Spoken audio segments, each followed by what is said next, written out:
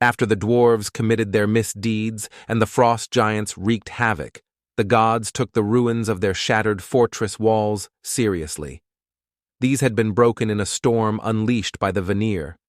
Baldur suggested removing the ruins. The other Asgardians wanted a new wall, but the labor deterred them. They were tired and exhausted.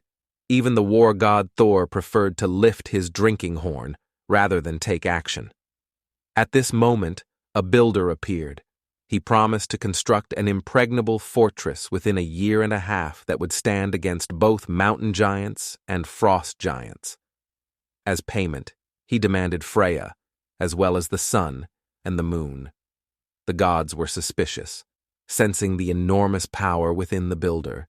They initially declined his offer, but eventually relented and agreed. The builder would receive what he asked for if he could complete the fortress in just one winter. However, if even a single stone was missing on the first day of summer, he would receive nothing. Furthermore, no one was allowed to assist him in the construction. Thor was on a mission in the east, fighting trolls, and was not involved in the agreement. The builder accepted the terms, but requested to use his faithful horse Svadilfari as an assistant. The Asgardians were skeptical, and initially did not want to allow the horse. But given the urgent need for a new wall, they sought Loki's advice. Loki assured them that even with the horse's help, the fortress would not be completed in the given time frame. Thus, all the Asgardians agreed to let the stranger work under these conditions. The Asgardians smelled a trick and were reluctant to allow the builder to use his horse. However, given the pressing need for a new wall, they sought Loki's counsel. Loki advised them to accept the terms, arguing that even with the horse, completing the construction within the tight deadline would be impossible. All the Asgardians in the council agreed. Perhaps the Asgardians and Vanir, after their recent reconciliation, felt invincible and thought nothing could go wrong. On the early morning of the first day of winter, the builder set to work. Aided by his horse Svadilfari, he dragged massive stones to the site during the night. The Asgardians marveled at how a single horse could move such large boulders. Despite the wintry conditions, the builder seemed to accomplish more and more. Whatever he managed to move on his own, Svadilfari could double. The builder erected a solid, circular wall and felt assured of receiving his reward.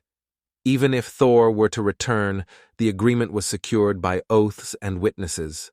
Thor had not participated, as he was in the east fighting trolls. Just 3 days before the start of summer, the circular wall was nearly complete, except for the opening for the gate. The gods convened in council and began to argue. They questioned how they had come to promise Freya, as well as the sun and the moon. Without them, the sky would become dark, and the earth would turn cold. Suddenly, the gods snapped to attention, as if waking from a confused dream, and blamed Loki. Loki defended himself, pointing out that Odin and Heimdall had also voted in favor of allowing the horse. Frigg interjected, noting that Baldur had been absent from this council. Loki, now angered, retorted that only those who abstain from everything remain pure and noble. His words against Baldur further infuriated the Asgardians. They now faced a terrible choice: either break their sacred oaths or give up Freya, the sun, and the moon. In their anger, the gods threatened Loki with death unless he found a way out. In his fear, Loki swore that he would make sure the builder would not receive his payment, no matter the cost. In the evening, when the builder set off with Svadilfari to fetch stones, a mare burst forth from the forest and ran towards the stallion.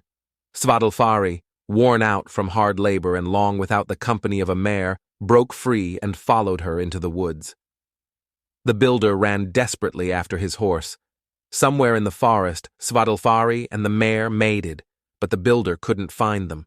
Thus, no work was done on the gate that night, and progress was slow in the following days. When the builder finally realized that he wouldn't be able to complete the fortress in time, he flew into a rage known only to giants. The gods finally recognized that they were dealing with a mountain giant.